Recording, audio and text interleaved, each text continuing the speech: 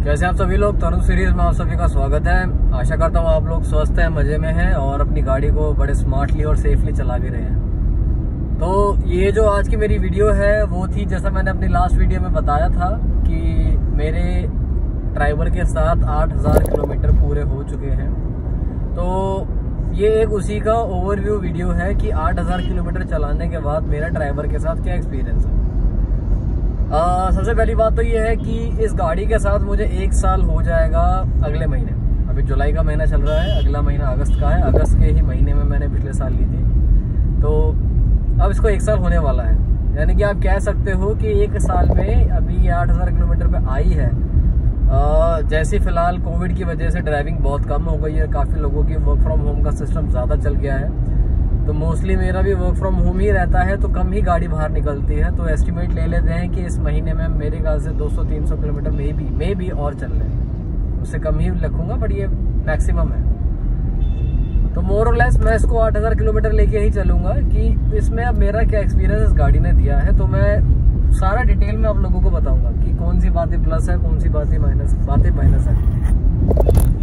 सबसे पहली बात आ जाती है, जो सबसे ज़्यादा कॉमन क्वेश्चन था वो था कि कैबिन नॉइस का क्या है इसका। तो देखो, इस समय मैं मोबाइल से वीडियो बना रहा हूँ, मैंने कोई वायर कुछ नहीं लगा रखा। नॉर्मल स्पीकर पे जो माइक्रोफोन रहता है, जैसे रिकॉर्डिंग हम नॉर्मली करते हैं वैसे ही रिकॉर्डिंग हो रही है। तो आपको इस समय अच्छी खासी आवाज़ आ रही है। मेरी गाड़ी एग्जैक्ट अब 60 पे चल रही है। 60 किलोमीटर में कितना शोर है कैबिन में वो आप इस समय सुन सकते हो। कैबिन नॉइज मैं ये बोलूँगा कि जैसे बजट की गाड़ी है उस हिसाब से कैबिन नॉइज इज ओके, ठीक है। इससे ज़्यादा शांत आप इस गाड़ी के अंदर एक्सपेक्टेशन नहीं कर सकते हो। और सिर्फ इस गाड़ी की बात नहीं है, आप इससे हैवी बजट की भी कार लोगे उसके अंदर भी कैबिन नॉइज ज़्यादा होता ही होता है। नेक्सन गई फॉर एग्जाम्पल, अभी मेरे सामने नेक्सन गई है, तो नेक्सन के अंदर भी कैबिन नॉइज इसके कंपैरेटिवली थोड़ा सा कम है, क्योंकि वो बजट में थोड़ी सी इससे एक्सपेंसिव है, थोड़ी सी। और ये तो थी कैबिन नॉइज की बात। तो कैबिन नॉइज मेरे हिसाब से ठीक है, मुझे एकदम शांति वाली आदत नहीं है। एंड आई एम ओके कि हाँ, गाड़ियों की आवाज़ आती रहती है, शोर आता है, हवा की आवाज़ आ रही है, तो ठीक है, चलता है यार। इतना फोकस हमने नहीं देना कैबिन नॉइज में, वो आपके ड्राइविंग एक्सपीरियंस को स्पॉइल नहीं करेगा। थोड़ा शोर रहेगा तो अलर्टनेस हमारे अंदर बनी रहती है, जो कि मेरे हिसाब से एक अच्छी बात है। तो ये तो थी भाई इसकी कैबिन नॉइज की बात। अब सेकंड बात आ जाती है कि इसका स्टीयरिंग व्हील, अगर मैं बोलूँ तो स्टीयरिंग व्हील बहुत ज़्यादा कंफर्टेबल है। मतलब एक पिद्दी उंगली से कि आप अपनी गाड़ी को मैनेज कर सकते हैं लेफ्ट राइट आराम से, इवन ऑन हाई स्पीड ये हो जाती है पिद्दी उंगली से ही। तो स्टीयरिंग व्हील इसका बहुत अच्छा है। सेकंड बात आ जाती है कि इसका सिटिंग कंफर्ट कैसा है। तो सिटिंग कंफर्ट इसका बहुत बढ़िया है। अब मेरी एक छोटी सी रिक्वेस्ट है आप लोगों से, जिन लोगों ने सीट के कवर चेंज करा लिए हैं कोई बात नहीं, लेकिन अगर जिन लोगों ने सीट कवर चेंज नहीं कराए हैं तो मेरी रिक्वेस्ट है, प्लीज सीट कवर चेंज मत कराइएगा। जब ये सीट कवर गाड़ी की कंपनी से बनकर आते हैं तो कंपनियां बड़ा सोच समझ के सीट कवर का जो कपड़ा होता है उसको डिजाइन करते हैं, ताकि इसके अंदर गर्मी, सर्दी, बारिश, ह्यूमिडिटी के पॉइंट ऑफ व्यू से, जो भी अलग अलग मौसम रहते हैं, सफाई के पॉइंट ऑफ व्यू से, सारी चीज़ों को ध्यान रख के एक मटेरियल प्रिपेयर होता है। मार्केट में भी वो मटेरियल अवेलेबल है, लेकिन अननेसेसरी क्यों हम अपना एक्सपेंडिचर बढ़ाएं। मैं सीट कवर नहीं लगवाऊंगा, गंदे हो जाएंगे तो साफ करवा लूँगा। तो मेरी बस ये रिक्वेस्ट है आप लोगों से, सीट इसकी बहुत अच्छी है, कंफर्टेबल है। सीट कवर नहीं लगवाया तो ना ही लगवाया तो बेटर है, कोई ज़्यादा डिफरेंस नहीं आएगा।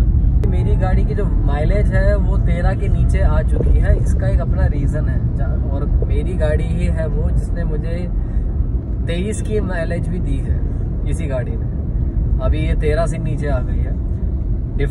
रीज़न इसका एक सिंपल सा यही है कि जो अब मेरा जब भी ट्रैवलिंग होता है तो सिटी ट्रैवल मेरा ज़्यादा रहता है, और सिटी ट्रैवल ज़्यादा रहने के अलावा कहीं पर अगर स्टॉप लेता हूँ मैं, या जैसे मान लो फैमिली के साथ जाते हैं तो गाड़ी में वेट करते हैं, तो यार गर्मी इतनी है, मेरे से गाड़ी बंद करके नहीं बैठा जाता। आप लोग समझ सकते हैं, आप बाहर जाएंगे, बाहर भी आपको भयंकर झुलसाने वाली गर्मी है। तो कोई बात नहीं, पेट्रोल महंगा है ठीक है यार, बट हेल्थ से बढ़ के तो कोई बात नहीं आती। तो कंफर्ट ज़रूरी है, कंफर्ट आ जाता है, एसी में बैठे हैं, ज़्यादा दिक्कत नहीं होती। तो इसलिए थोड़ी इस गाड़ी की माइलेज गिरी है, क्योंकि मुझे अच्छे से पता है, याद है, मैं बता देता हूँ आपको। लास्ट वीक ही मैं मार्केट में गया था, मेरी माइलेज थी 13.2, बट मैं वेट करता करता आ गया तो वो 12.7 पे चली गई थी। जस्ट मैं वेट कर रहा था इसलिए, तो इसलिए माइलेज है जो थोड़ी सी इसकी बिगड़ी है। वरना अगर ट्रैवल आप करते हैं, आपका इतना रुकने वाला पॉइंट ऑफ व्यू नहीं है, आप नॉर्मल रूट में ट्रैवल करते हैं तो गजब का इसकी माइलेज आती है, बहुत अच्छी आती है। जिस हिसाब से 7 सीटिंग कार है और सारी चीज़ों को अगर मैं कंसिडर करूं तो इसकी माइलेज बहुत बढ़िया है, बहुत शानदार है। सेकंड बात आ जाती है कि इसका सस्पेंशन कैसा है। तो अगेन मेरे हिसाब से, अकॉर्डिंग टू मी, सस्पेंशन इस गाड़ी का स्ट्रॉन्गेस्ट सेलिंग पॉइंट होना चाहिए। अगर नहीं है तो यार ये गड्ढों को ऐसे पी जाती है, कसम से पता नहीं चलता कि गड्ढों पे चल रही है गाड़ी की नहीं चल रही। बड़े कंफर्टेबली बड़े गड्ढे हैं, उसको आराम से कर लेती है। और क्योंकि फार्मर प्रोटेस्ट चल रहा है और काफ़ी महीनों से चल रहा है, तो वहाँ का जो ड्राइविंग का सिस्टम रह गया है वो ऐसा है कि हमें गांव के अंदर से गाड़ियों को ले जाना पड़ता है, जो कि बहुत उबड़ खाबड़ सड़कें हैं। सड़कें भी क्या बोलूँगा, गलियाँ ही बोलूँगा। वहाँ पे भी ये गाड़ी बड़े मक्खन के तरीके से चल जाती है, पता भी नहीं चलता कि गड्ढों के ऊपर है। और जहाँ पे मैं काफ़ी बड़ी, इससे बड़ी गाड़ियों को ऐसे झूलता हुआ देखता हूँ।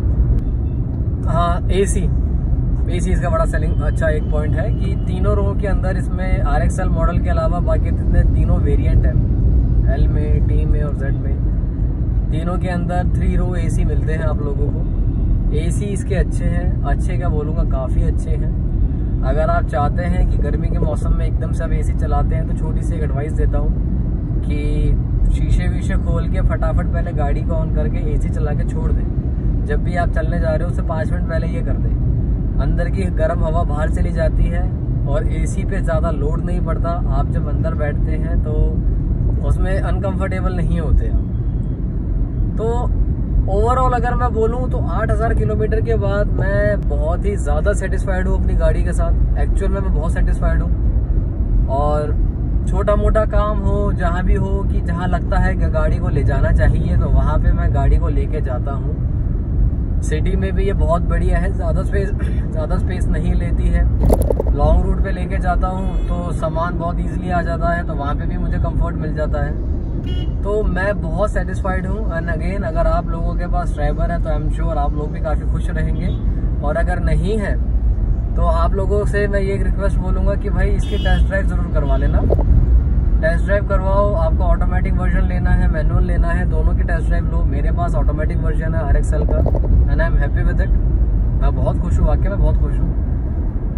तो टेस्ट ड्राइव लो यार, आप लोग ड्राइव करो, खुद चलाओ गाड़ी को, 3-4 एक्स्ट्रा मेंबर के साथ टेस्ट ड्राइव पे जाओ और बाकी लोग अलग अलग रो में बैठो, AC चलाओ, अपना ओवरव्यू लो। पैसे दे रहे हो, ये तो है नहीं कि भाई 1-2 हज़ार रुपये दे रहे हो, 7-8 लाख रुपए लेके गाड़ी ले रहे हो तो फ्री के पैसे थोड़ी है। चाहे 1000 रुपये भी दो, फ्री के थोड़ी है पैसे। अच्छे से टेस्ट ड्राइव लो, सारी संतुष्टि हो जाए, उसके बाद आप गाड़ी लो।